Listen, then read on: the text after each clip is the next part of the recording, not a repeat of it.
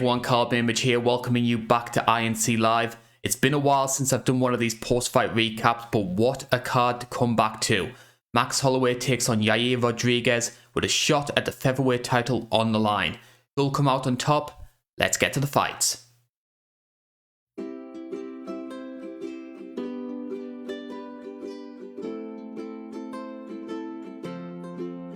And there is of course only one place to start. Max Holloway beating Yair Rodriguez by unanimous decision.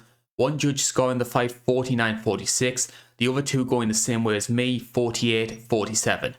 Before we discuss Max though, I want to devote a little bit of time to discuss Yair, because going into this fight I saw a lot of people writing off Yair's chances. He'd been inactive for a long time, had this reputation of sort of ducking big matches, pulling out through injury. He had the win over Jeremy Stephens, but it wasn't the most convincing victory, and because of that there was a lot of people writing off his chances. Considering the guy had been out of action for such a long time, he gave a very brave performance. I like a lot of what he did early on in the fight by targeting the calves. That was something which Alex Volkanovski had a lot of success with in the first Max Holloway fight. And he was doing the same thing. He was hammering that calf. And you do think, is there going to be a moment that Max's body starts breaking down? But it's a sign of the durability of Max Holloway, and I'll get into that in a bit more detail later on, that he was able to power through. The big problem, and we've seen this with so many people, whether it's a Jose Aldo or a Calvin Kattar, you can start a fight very well against Max.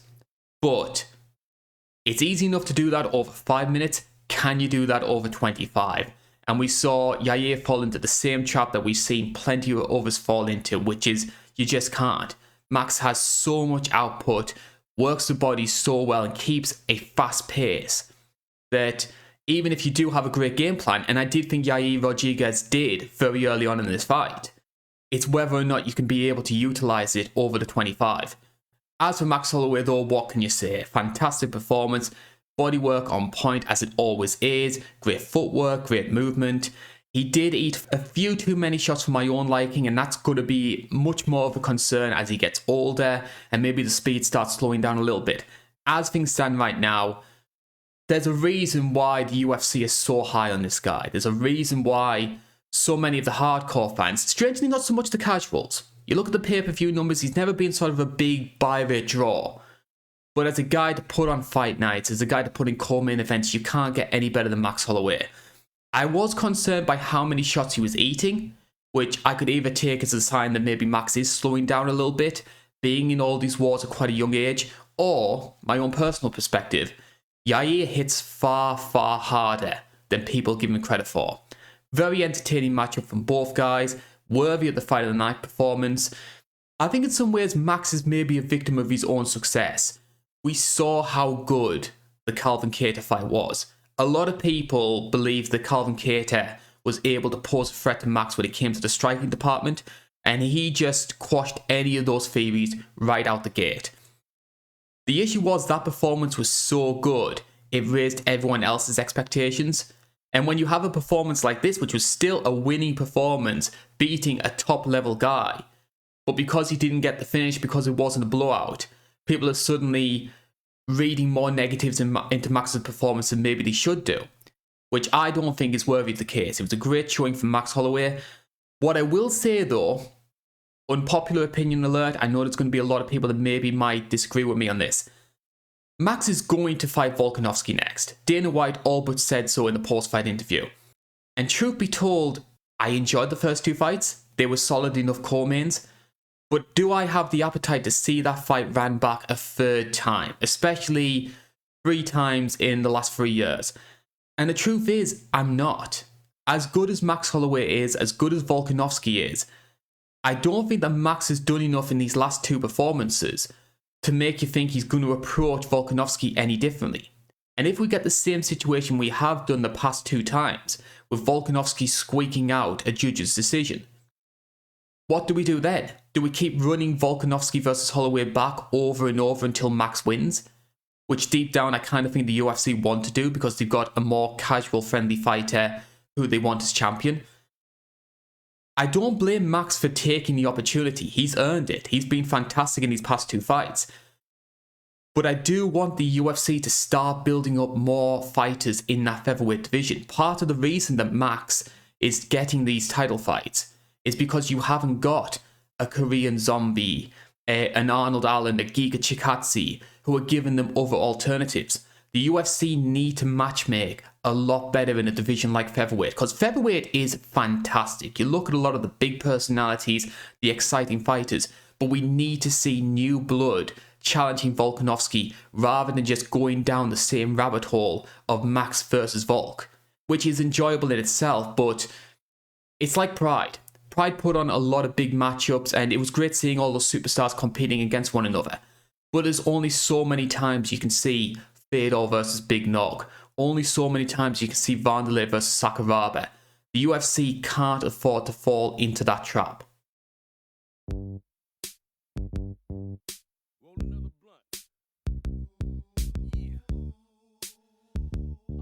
I often say it's a testimony to the quality of a UFC fight card when you can look at every match from the main event to the first fight on the prelims and find something worth talking about, and this was one of those cards. Outside of Courtney Casey versus Joshua, not the most exciting fight, we had a number of finishes, great performances from people like Alvarez, Andrea Lee, Khaos Williams, which I'll get into in a lot more detail later on in this show. Before we get there though, we need to talk about another major discussion topic stemming from this card, and unfortunately, it's one we've been having a lot more recently. The quality of Herb Dean's officiating. Now, I want to make it clear, I don't have any personal issue with Herb Dean. And I would probably go as far to say that if you were looking at the greatest referees in this sport, he'd be number 2 behind Big John. He is a very influential figure, an iconic figure, and a lot of fans, whether they're hardcore or casual, can recognize the guy and appreciate what he's done for the sport. But that doesn't make him immune to criticism. And what we've been seeing a lot more recently is Herb making more and more mistakes, in particular his hesitancy. The fight that brings this up was the co-main event. Marcos de Lima took on Ben Rothwell. Rothwell is taking a truckload of punishment on the side of the fence. He's getting rocked multiple occasions out on his feet, and Herb actually jumps in to stop the fight and then backs off again, thinks, no, I've made a mistake, I'm going to let this continue a little bit longer, as Rothwell takes more punishment and only gets stopped once he flops to the ground because he's unable to hold himself up. I think when you are in a position like that as a referee, you need to be a lot more professional. You can't afford to hesitate when you've got the health and well-being of 2 men to look after, 2 men or 2 women to look after.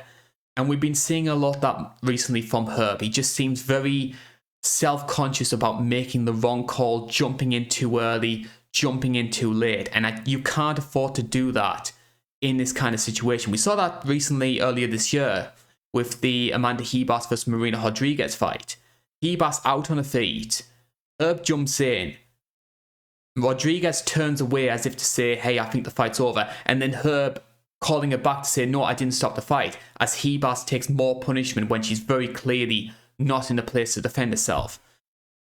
Dan Hardy got a lot of blowback for the criticisms he made of Herb Dean. And even though I do think that Dan Hardy maybe does think quite highly of himself and maybe presents himself in the wrong way. But every mistake that Herb makes further vindicates Dan's opinion. And look, I think maybe Dan was maybe wrong to call out Herb in the way that he did, but everything he said was right.